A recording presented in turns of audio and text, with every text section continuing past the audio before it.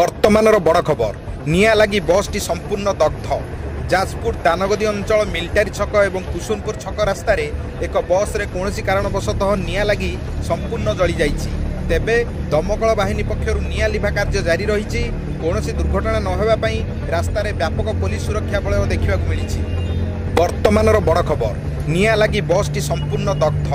ଯାଜପୁର ଦାନଗଦି ଅଞ୍ଚଳ ମିଲିଟାରୀ ଛକ ଏବଂ କୁସୁନପୁର ଛକ ରାସ୍ତାରେ ଏକ ବସ୍ରେ କୌଣସି କାରଣବଶତଃ ନିଆଁ ଲାଗି ସମ୍ପୂର୍ଣ୍ଣ ଜଳିଯାଇଛି।